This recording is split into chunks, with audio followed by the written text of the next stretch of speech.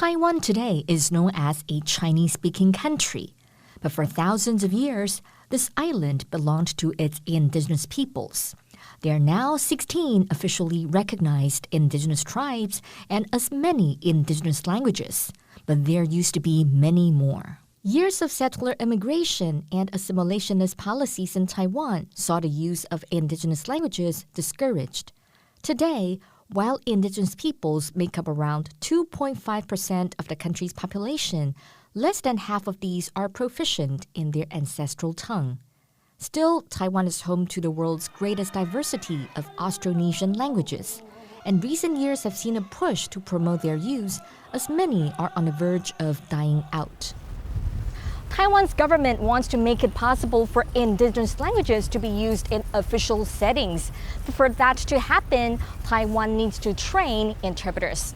I'm here at National Taiwan Normal University to join a class that's looking just to do that by teaching how to interpret between Mandarin and indigenous languages. 90 participants from different tribes are taking part. A mixed teaching method is used to maximize instruction time. Interpreting instructors are dealing with the technical skills needed for professional interpretation, while specialists in indigenous languages help with the necessary vocabulary. Interpreters are expected to speak like a professional, so you have to acquire the technical jargon and specialized knowledge in different fields.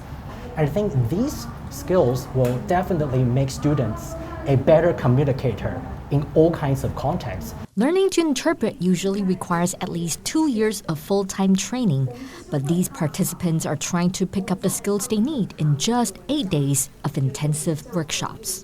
我们这一次来报名的学员，他们本身的族语能力就非常好，所以我们必须要去找出比他们更厉害的部落里面的大佬、耆老，请他们来担任我们这样的指导老师。觉得一切的困难逐步克服之后，最后的收获，我们觉得非常感动。At the demo session, participants sit inside interpreting booths to practice their newly acquired skills. 其实多数听不懂我的族语，现场的贵宾可以透过口译的设备了解我说的内容。41-year-old Ibu from Bunong tribe is one of the youngest participants. She talks about the challenges in learning how to interpret an indigenous language. 最大的困难是我的语汇量真的不足，因为我们这个世代就是我们能讲的就是普普通通的那种使用的语言啦，不像那个很多语汇真的量不够啦。But time is against those hoping to preserve Taiwan's indigenous languages. 年轻人真的是断掉了。你看来参与的学员是不是年纪都偏大？你说他们还有多少气力可以传承？我每次想这个，我都会心里很难过，所以我就一直要把自己当做一个工具，就是能活用多久就活用多久，然后也要想办法去拉更多的人一起来，就是推动这样。